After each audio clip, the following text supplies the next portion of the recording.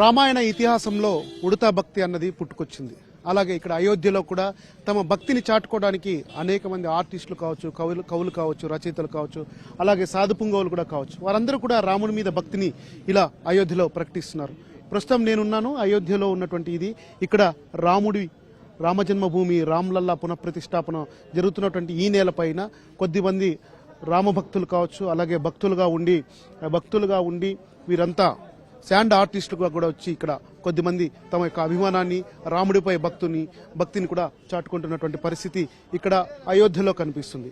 ఇక్కడ దాదాపు గంటల తరబడిగా ఈరోజు ఉదయం 6 గంటల నుంచి కూడా అనేక మంది భక్తులు చూస్తుండగా శాండ్ ఆర్టిస్టులు అయోధ్య రామాలయము, అలాగే రాముడు, హనుమంతుడు, యోగి ఆదిత్యనాథ్, ప్రధానమంత్రి మోడీ యొక్క బొమ్మలతో ఇక్కడ మొత్తం అంతా శాండ్ ఆర్ట్తో తమ యొక్క అభిమానాన్ని, భక్తిని చాటుకుంటున్నారు.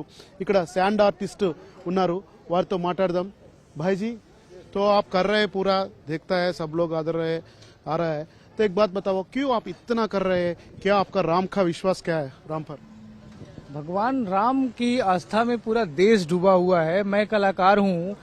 जैसे गिलहरी ने राम सेतु के निर्माण में एक छोटा जीव होकर भी भगवान की दुखद घड़ियों में अपना समर्पण और सहयोग दिखाया था, ठीक उसी प्रकार मैं कलाकार भी भगवान रामलला 500 वर्षों की कठिन तपस्या के बाद, राम भक्तों की तपस्या 5 साल पूरा होने के बाद जब रामलला अपने मंदिर में, दिव्य और भव्य मंदिर में विराजमान हो रहे हैं, उस खुशी को जाहिर करने के लिए मैं भी कलाकार गिलहरी की तरह अपना समर्पण दिखाने के लिए सेवा भाव से अयोध्या जी में आकर और भगवान राम से जुड़ी कलाकृतियां उकेरकर और सभी भक्तों के स्वागत में यह सेल्फी पॉइंट बनाने का प्रयास किया हूं।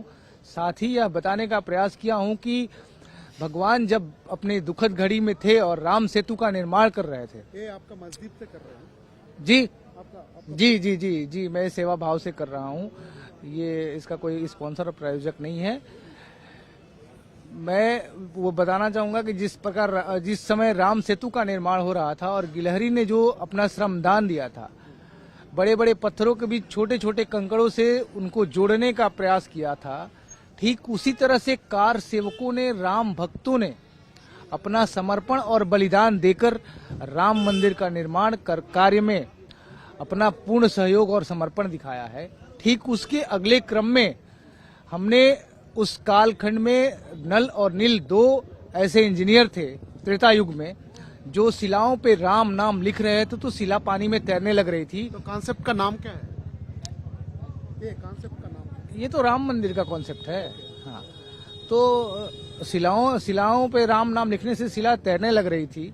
ठीक उसी तरह से उस कालखंड के इंजीनियर नल नील थे और इस युग के इंजीनियर हमारे प्रधानमंत्री और हमारे मुख्यमंत्री हैं।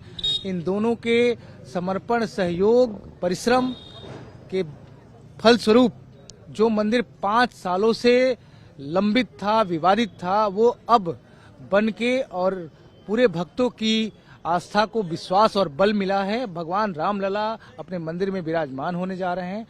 यह घटनाक्रम मैं रेत पर उकेर कर और आने वाले सभी अतिथियों के स्वागत में सेल्फी पॉइंट के रूप में बनाने का प्रयास किया।